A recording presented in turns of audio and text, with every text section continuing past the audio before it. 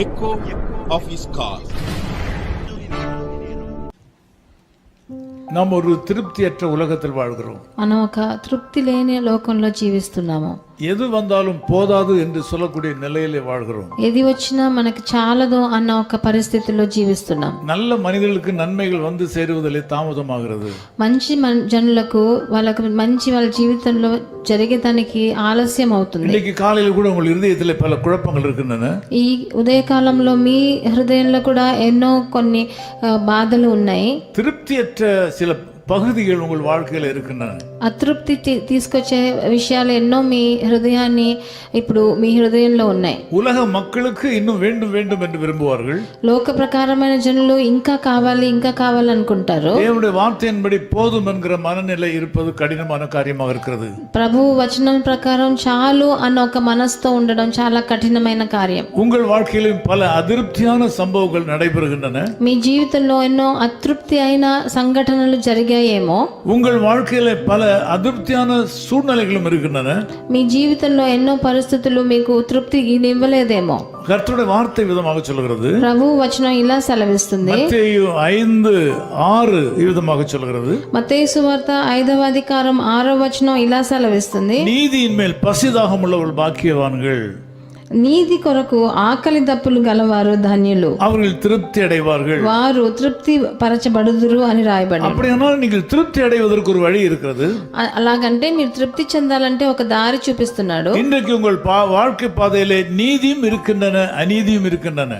ఈ రోజు మీ జీవిత త్రోవలో నీతి ఉంది, అనీతి ఉంది. நீங்கள் நீதியான காரியங்களை செய்ய முற்படும் போது, మీరు నీతి కొరకు ఆకలి దప్పులు గలవారై ఉంటే, அதற்கு நீங்கள் உறுதி எடுத்துக்கொள்ளும் போது, దానికి ఒక ప్రతిజ్ఞ తీసుకున్నారంటే మీరు తృప్తి చెందుతారు. நீங்கள் நீதியை செய்ய ஆசைப்படுங்கள். మీరు నీతి చేయాలని ఆశపడండి. நீதியை செய்ய முற்படுங்கள். మీరు నీతి చేసే దానికి ముందడుగు వేయండి. பாவம் செய்யாதிருங்கள். పాపం చేయకుండా ఉండండి. அநீதி செய்யாதிருங்கள். అనీతి ఎవరికి చేయకండి. நீதி என்றால் என்ன? నీతి అంటే ఏంటి? தேவனுக்கு முன்பாகவும் மனிதருக்கு முன்பாகவும் நேர்மையாய் காரியங்களை செய்தல். ప్రభువు ముందు మనుషుల ముందు అన్నిటినీ మంచితనంతో చేయడం. இன்னைக்கு ஆண்டவர் சொல்லுகிறார், ఈ రోజు ప్రభువు సెలవిస్తున్నాడు, நீங்கள் திருப்தி அடையும் அளவுக்கு உங்களுக்கு நன்மைகள் வந்து சேரும். మీకు తృప్తి చెందే అంతగా మీకు మంచి మీ జీవితంలో వచ్చి எந்த சூழ்நிலையிலும் தீமைக்கு இடம் கொடாதீர்கள். ఎలాంటి పరిస్థితి అయినా మీరు చెడు చేయకుండా ఉండండి. எந்த தீமையிலும் தவறான பாதையில் செல்லாதிருங்கள். ఎంత కష్టం వచ్చినా మీరు చెడ్డ త్రోవలో వెళ్ళకండి. எந்த சூழ்நிலையிலும் விசுவாசத்தை விட்டு விலகாதிருங்கள்.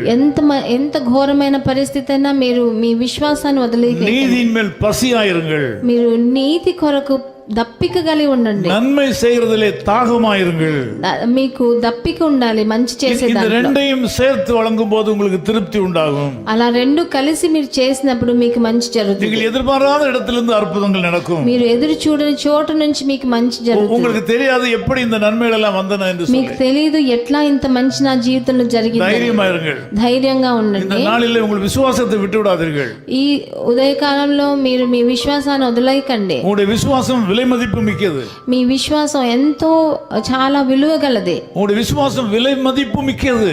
దానికి విలువ కట్టలేరు మీరు. அதை விட்டு விடாதீர்கள். ఆ విశ్వాసాన్ని వదిలేయకండి. ஏற்ற காலத்திலே தேவன் உங்களை உயர்த்துவார். ఎప్పుడు సరైన సమయంలో ప్రభు మిమ్మల్ని హెచ్చిస్తారు. அந்த உயர்வு இன்றைக்கே ஆரம்பிக்கும்.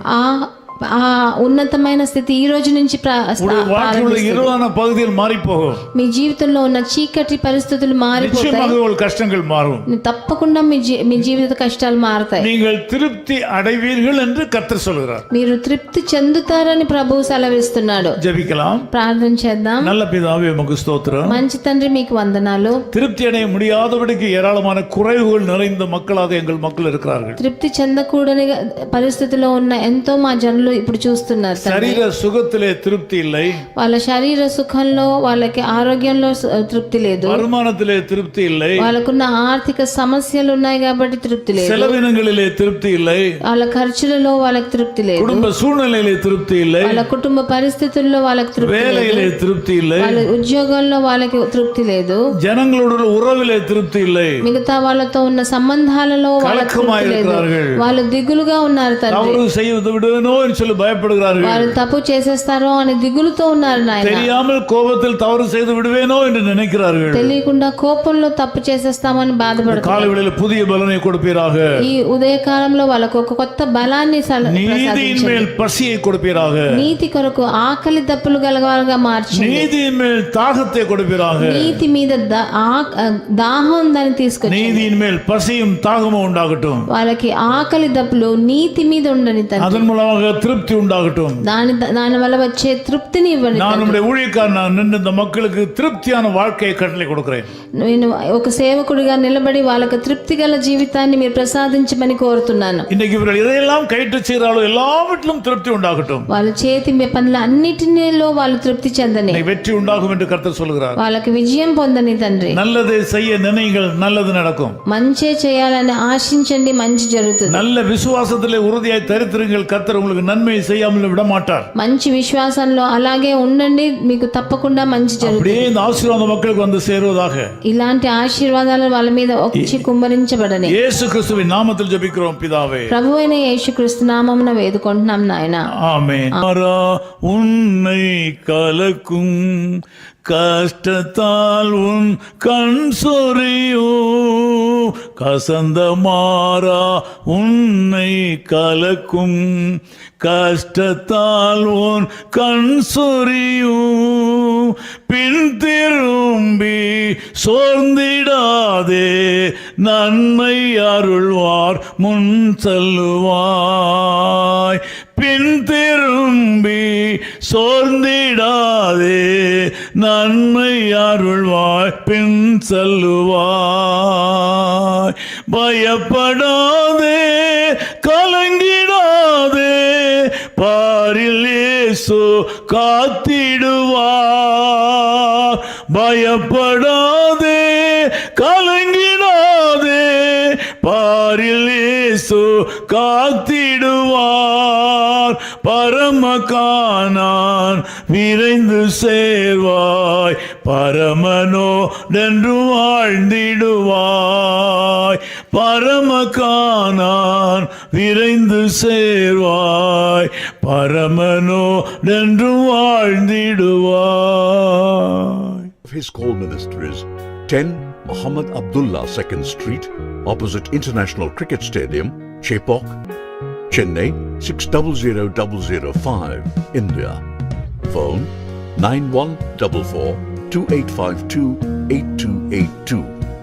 Mobile phone and WhatsApp 91-98412-71858. Email sam@echoofhiscall.org. Website www.echoofhiscall.org. God bless you.